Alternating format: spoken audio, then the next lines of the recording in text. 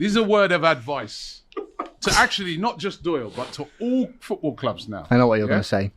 When you take off your shirt and celebrate, right, a winner, don't do that when there's only one goal involved. Richarlison found that out. Cody Gakpo was mighty Richarlison of him. Do like Gabriel Jesus when you're 4 goals up. Yeah? With about a couple of minutes to go, 4 goals up, you can do that. But when it's only 1 in it, it's very risky. Gakpo took his shirt off. And I've got to say, that goal yesterday by Harrison Reed, right? It wasn't even a hate thing. That got me off my feet. Yes, man. it was. Yes, it was, mate. That goal was unbelievable. The bravery for him to even attempt that. Imagine if he hits that over the bar with all his mates in the box waiting for him to pass it in. They kill him in the change rooms. Yeah. That was the strike of the season. That goal was absolutely unbelievable. But people talking about Slot should go. I mean, obviously you got us coming up on Thursday night. Yeah. But Slot should go. I mean, I don't want to... You are still 4th in the league. Have you just heard all the talk about Mud Brothers? Do you want us to be a Mud Brother? Look what we're going that direction. Have you got an extra space in there? Are you in it? Are you with us? Because I'm probably going to need it soon, aren't I? By the way, the people our club's going, honestly. Oh, how the it's mighty terrible. This is fine. I am not Slaughter.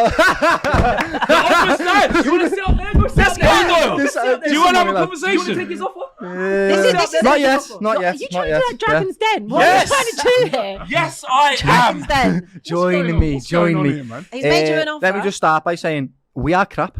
Yeah, we're awful. Broken Doyle. We're terrible. I can't believe Okay, it. everyone knows. You watch the watch-alongs with me. Yeah, I'm a big passionate fan. I love to scream and shout for when my team's doing well, but I'm also a realist, right? And my team right now are awful. It's an identity of a Liverpool Football Club that I've never seen before. What's happened to it?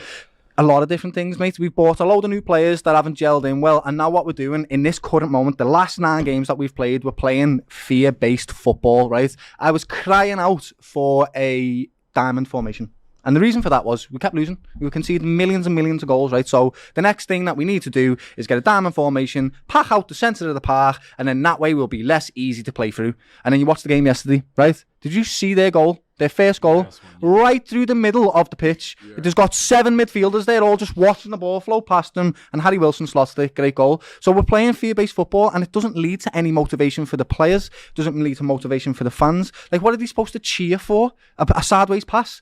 A backwards pass? I don't know what we're supposed to be getting up for at the moment, to be quite honest with you. And I don't see the way out of this. We are Liverpool Football Club. We're not Chelsea. We're not Man United, yeah? They've put up with crap for a long time. Liverpool have just won the league. We've spent 500 million in the transfer window. We're expecting to go out there and dominate the world. And I honestly can't tell you what's gone wrong. I think, do you know a big thing for me? And I don't want to say, because I don't want to say Slot out. I am not Slot out because look what's happening to them too. There's no one to replace them. But I will say this. When Jurgen Klopp was the manager of Liverpool, I watched every single press conference that he did. Yeah, even if we lost, if we drew, it didn't matter, because he'd say a few little German words and I'd be like, everything's okay, it's all fine, we're gonna be sound. Me Liverpool dad has told me that's what's gonna happen. Nowadays, I literally cannot watch a press conference with Slot. I can't watch it because 1, it's uninspiring, and 2, it makes me want to punch him in the face, right? And I'm not a violent lad. I'm not a violent human being, but I'm just not getting any inspiration from him. What's he doing? And if I'm not feeling inspiration from my manager, then who is going to feel it at the players? Kind of Slot outish. At the players, I'm not though. Uninspiring, not only getting going. Only because, right, he's got enough credit in the bank that he's just won the league last season, right? So. Definitely has. I think so. And, you know, we've had a lot to deal with off the pitch. Yes. We've had our star striker come off now, injured, broken leg. He's had a lot to deal with, but still, it's not good enough for a Liverpool Football Club. We don't play a brand of football that I recognise as Liverpool Football Club. So what's his answer going forward? I have no idea. I really don't. I don't know if we're going to buy more players. I don't know if he's going to change the system again.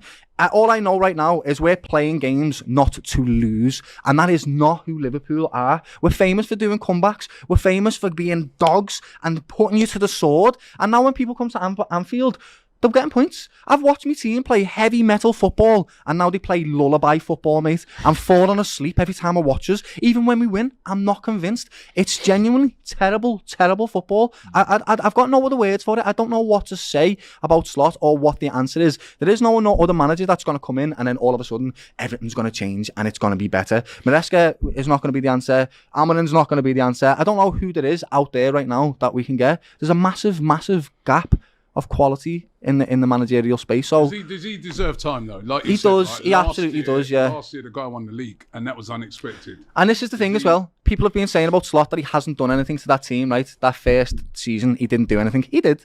He changed the double pivot. He brought the most out of Gakpo. He got the most out of Gravenberch and the most out of Diaz that we've had all season. So he did do some things, but he's trained too much this season, and we've gone from Robbo at left back and Trent at right back to I don't know what Kirches is anymore. I don't even know if he's a football player, to be quite honest with you. And then we've got Frimmy. It's like having Darwin Núñez at left back. It is.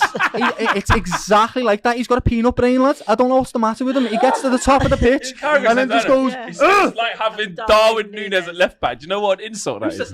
Carragher said that on Big Live Friday night. The worrying part about all of this is, right, is these are all Arne Slot's buys, right? So he's aimed to play this football. That's what he's aimed to do, right? No. You don't buy Frimpong and Kirches, who are two flying fullbacks, to not use them for the width, right? So in my mind, I think he's wanted to play the diamond formation. He's bought loads of central players. He's bought a number 10 in Wirtz. He's bought Isaac and he's bought Hugo, or centre forwards. So this is what he's wanted to play. This is his master plan, and it's crap. I'm genuinely heartbroken watching my team. I don't recognise them. None of the players are playing with identity. No. None of them are playing with any. Is it just a bedding in season? I can't even believe I'm offering an out for Liverpool. But is it because not for Slot, but because they've made so many changes, so many new types of players as champions? Sometimes we all got hoodwinked thinking that's a position of strength and they're going to be unbelievable. It should be, which it should be. I get it. But football isn't always on paper. Yeah. As fans, when we go, you build that super team of, oh my God, you got Isak, the world's over. They're going to... I was doing videos saying, RIP Premier League, because they're going to win it by 30 points. But in reality, is this not an example of just that football actually doesn't It's work not that? FIFA, yeah. Is it not that? Absolutely. Maybe next season he can find his way again. Like, because Robbie's brother was telling me before, he was like, if Arsenal win the league this season, they're going to go on to dominate for the next 5 years. You don't know and that. People don't realise, right? Do you know how many teams have actually won consecutive Premier Leagues? Do you know how many? It's about 2 or 3. Yeah, Man United and Man City. It's not been... It's very rarely done. Consecutive? Do you mean 2 or 3? I mean 2. Oh, go away. Go away. 3 teams, 2 or 3 teams, right? It's not being done a lot in the Premier League. So I wasn't necessarily expecting Slot to go on and just dominate the football world. But with the signings that we made, I did expect better than this. Do you know what I also think is one of your biggest problems this year? The fact that Gravenberch, McAllister in particular were so good last year, and the form is off a cliff for both of them. Other than Szoboszlai, we've said this so many times, that's been the only good player I think for Liverpool and consistently. Hugo and all season. But that area you actually hadn't touched in terms of the midfield. You didn't think that was an area to do, and I don't think anyone would have thought that was a key area. But that particular bit of your engine room, it's falling apart. I said that on AFTV. I literally said that on AFTV, right? Yeah. The thing with Marc is he's played for 12 months straight. Do you know that? Even in the summer, he was playing the whole summer. So with Liverpool right now, if you look at the archetypes of teams that have been super successful, right? You look at Arsenal right now, Rice. You look at the Chelsea team that was super dominant, Kante. You look at the Real Madrid teams, Casemiro when he was really good. You've got Busquets for the Barcelona team. These are archetypes of teams that work. Liverpool had Fabinho.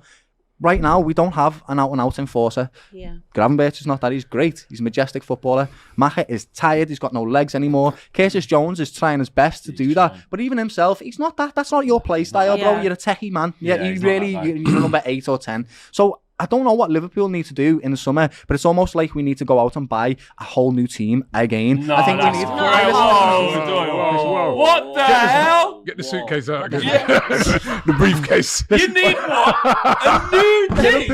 After you broke the British transfer record twice in one window. Come on, bro. What's going on? We need centre-backs. We absolutely do, lad. We need a number 6 and we need a number of centre-backs. I agree. The fact that we never got Marc, give some of that, lad. Give me that money right now.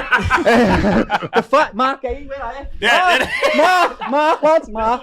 If you come to my pub, lad, Money, bro. All the money for you, my brother. Yeah, Marc. You need more. Hey, what? Come on, Marc. All right, Oliver. This is for you, lads. Yeah. All for you, brother. Yeah. Man, Oliver twisting up the face. He wants more. $100 bills. That's worse than $100 bills. Yeah. That is worse than Chelsea saying they need more. Right, what it I is never for me. thought I'd see a Liverpool fan say they need more money. And it's the reality of it. It is the reality of it. That's not us. In the summer transfer window. This is a mad show. Robbie's going to start talking about January transfer window in a minute. Now, he needs more. What's AGT's favourite word? Cash! You love to AGT. Cash! Whole show's been about cash.